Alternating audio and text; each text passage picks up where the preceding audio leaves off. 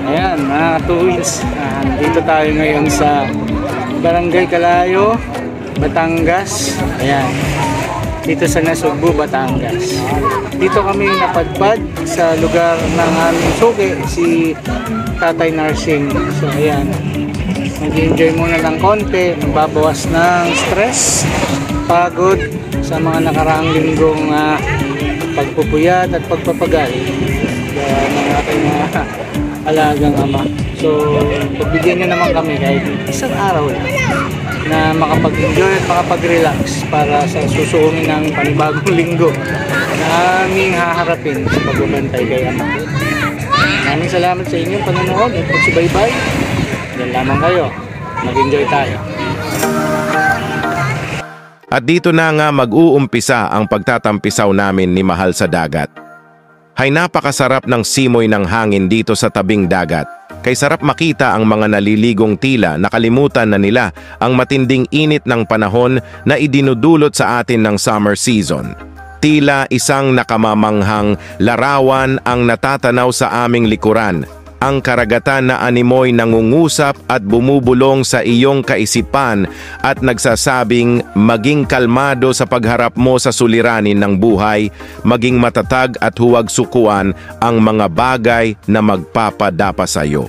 O isang napakasiyang alaala ang ibinigay sa iyo ng mga ganitong tagpo na maaring pagsaluhan ng iyong mahal kapag kayo ay matanda na at hindi na kaya pang makarating sa mga ganitong lugar. Habang nagkakape sa inyong balkonahe ay may mga alaala kayong mapag-uusapan, hindi ba't kay sarap ng ganong pagkakataon? Kaya't kung may panahon pa kayong magawa ang mga ganitong gawain, huwag mong sayangin ang panahong pwede pa dahil hindi lang kayo bumubuo ng matibay na pagsasama bagkus ay pati na rin ng isang masayang alaala.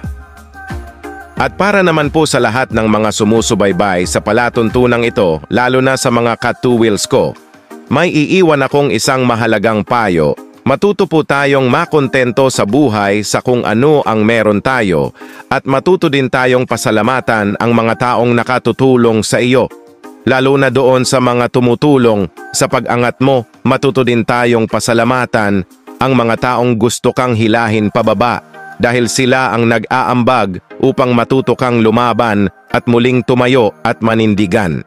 Lalong-lalo na at higit sa lahat, matuto tayong magpakumbaba sa ating kapwa. Dahil yung mga may kababawan ng kalooban ay higit na pinagpapala ng ating amang lumikha at tatamasan ng magandang buhay.